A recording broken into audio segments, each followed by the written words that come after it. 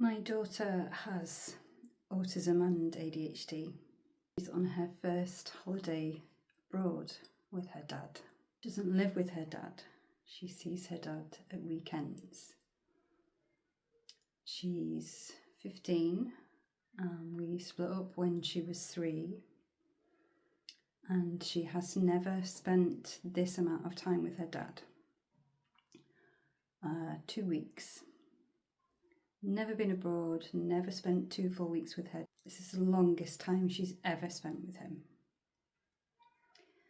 And it's a week tomorrow since she went. So I'm reflecting a lot on how this feels. It's very quiet and very strange. It's really weird going in her bedroom. She spends a lot of time in her bedroom, and we're home educating, so we spend a lot of time together. And I have a background of different situations that have led to PTSD, trauma, some of that stemming from my childhood. So I'm kind of in a place at the moment of recognising a level of almost grief. I know she's coming back, but it's something that happens. I guess it's a sort of like separation anxiety, similar sensation. And I haven't been in the house long from sitting down and starting this, and as soon as I walked through the front door, I was very aware of thoughts coming in that if I gave them attention, I would be down the rabbit hole spiralling. So I'm staying very present to notice the thoughts that are coming and notice the emotions that are in my body. And it feels like a very fine balancing act of allowing myself to feel what is here, but not kind of jump on board and run away with those emotions, so that they don't kind of get bigger than me and take me on a journey that won't end up in a good place.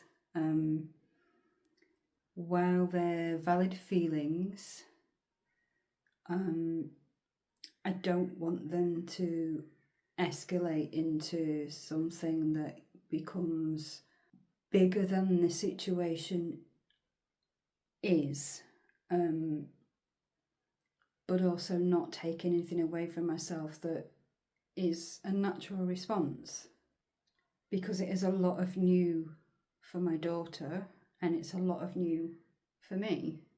So it's just staying aware of my thoughts, my emotions, enjoying the quiet, enjoying the time to myself as much as I can, whilst acknowledging that I'm obviously missing her, and there is an element of it being challenging because it feels like a long time. I do like quiet. My daughter likes noise. She finds quiet challenging because of the amount of thoughts that she has. And when we're together, I end up kind of matching her energy and her state. So sometimes I can end up being quite loud also. It takes me a while to kind of come back down. So staying focused and enjoying the quiet while it's here. Times around my daughter, it can be difficult for me to stay present because there can be so much going on, and obviously the level of the support that she needs at times is, as any parent of neurodiverse knows, it can take a lot of energy. So I think I'm restoring as much as I can. And just listening to the birds sing while I have the windows open. A journey at the moment, and I knew it was always going to be. Just interesting taking a step back from the thoughts and recognizing how long my system has been in this state of almost looking for strong emotional reaction, because from a very young age that was normal. It's how everyone around me lived, and where there was a lack of nurturing and calm, there was chaos and tension and not being present. That was in abundance. So I would either be in a very numb state or a very anxious state or a very sad state. So I think when life situations happen, there are patterns within me that looks to feel that way, because I know how to be. I know how to deal with situations from a place of heaviness, because that's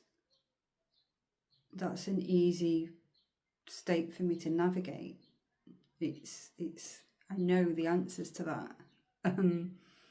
I have other ways. I have lots of other coping mechanisms now, and they are much more familiar and much more of my normal. But when particularly challenging situations come, I need to stay more present so that I can go to my new familiar states,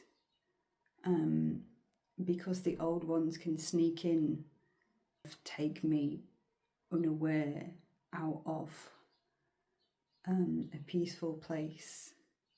I think the old patterns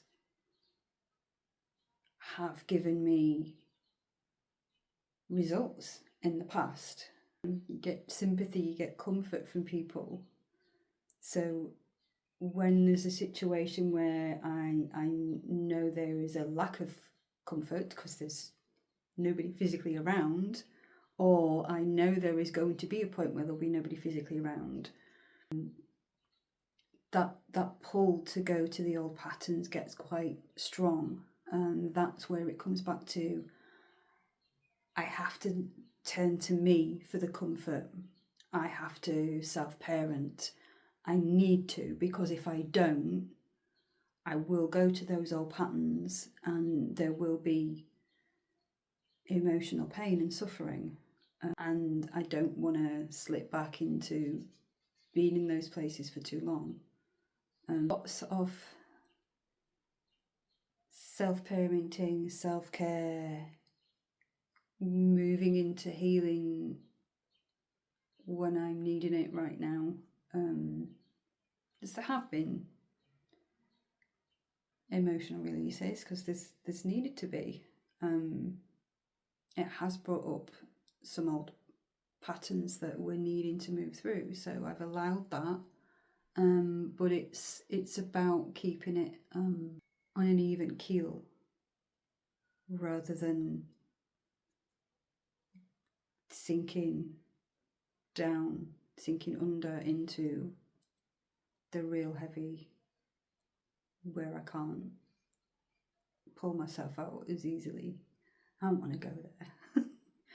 And that's the choice that I make now, whereas in the past I didn't have a choice, because I didn't know any different. And that's where the compassion comes in, because when I can recognise that the people around me in my childhood didn't have a choice because they didn't know any different, that allows me to move into forgiveness. Probably for the next week, up to my daughter coming back, I can have some time focusing into forgiveness as well. So I hope that for anyone listening, watching, that has had a childhood that wasn't necessarily ideal, like myself, that I hope that you are now in a better place. You've been able to find or chosen people that have become your family, and I hope that you are learning to see yourself through fresh eyes that see all of you as you are, because that's also been part of my learning, is me seeing me, not through the eyes that I thought I had to look through. Sending lots of love.